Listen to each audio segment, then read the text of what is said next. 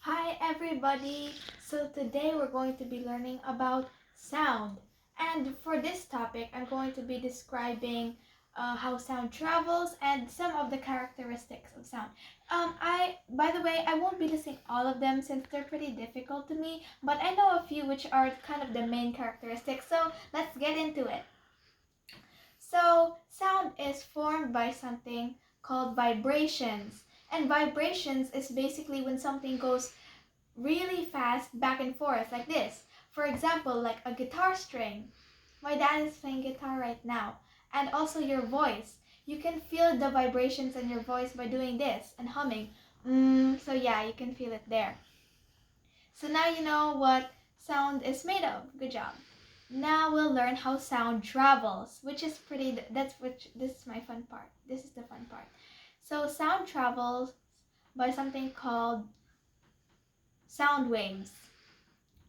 For example, when you ring a bell, the vibrations on the bell travels into the air and it hits one air molecule, then it starts to vibrate really fast, and then it starts to spread to other and more air molecules, kind of like a chain reaction.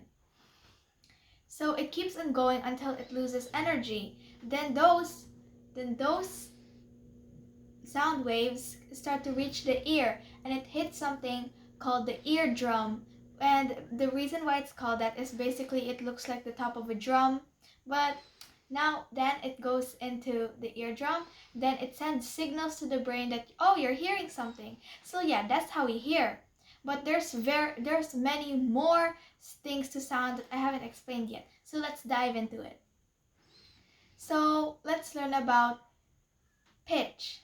Pitch is the highness or lowness of a sound. For example, a bird chirping has a higher pitch, basically like a higher frequency and stuff. And the sound waves of a higher pitch is, more higher and stuff. While a low pitch, just like a tuba or something, sound waves are kind of lower and stuff. And higher pitch can reach your ear faster than lower pitches, by the way. And I want to discuss about mediums, which are basically, like in the simple terms, are basically sound waves traveling into different forms of matter, I think. So sound can travel faster depending on what medium it's going through. For example, in underwater, maybe it goes a bit faster. Who knows? In the air, maybe solids. Yeah, those are mediums. And another characteristic of sound I want to discuss is volume. Volume is the loudness or the softness of a sound, which is probably the easiest one, and you've probably heard of it before. For example, when you're adjusting the volume on your TV, it make you notice that it goes louder, right? So yeah, that's basically volume for you. And sound is very important in our daily lives, not just for listening to music, yeah, and also listening to topics on YouTube or to your teacher. But sound is also really important for animals too. They use something called echolocation. Now you may be thinking, what is that? It sounds like a really hard word, but it's actually pretty simple. So let me explain it for you. So, the title slash the name of echolocation is pretty self-explanatory.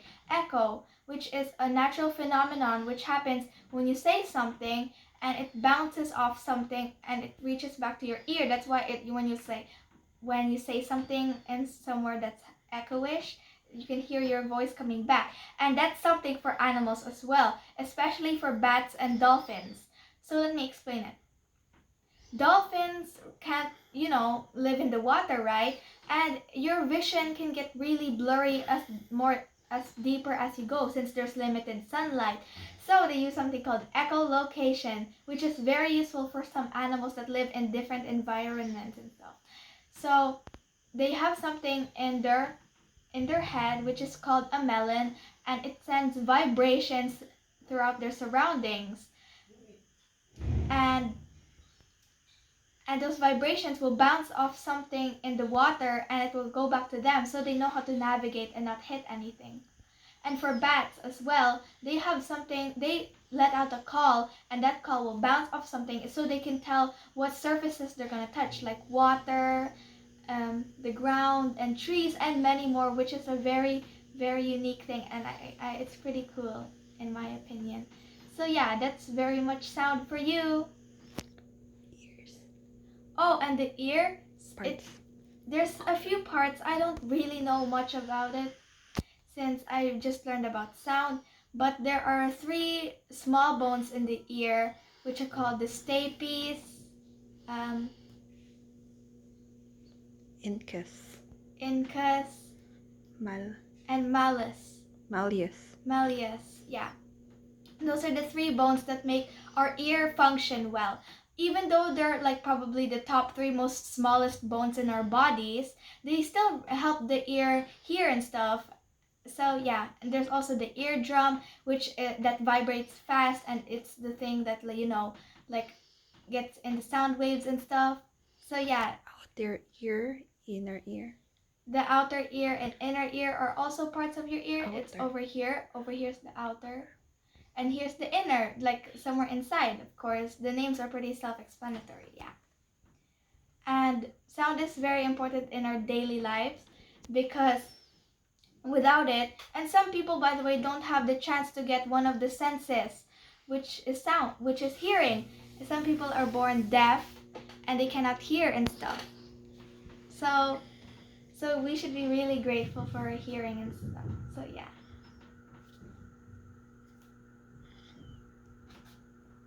And I will probably dig into this topic, and there's probably many more characteristics of sound, like timbre.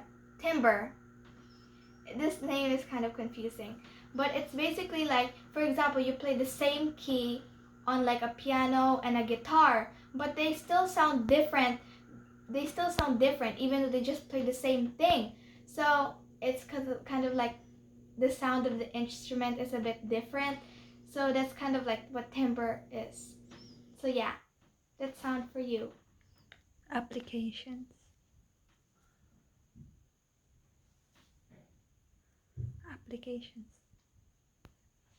Our daily lives.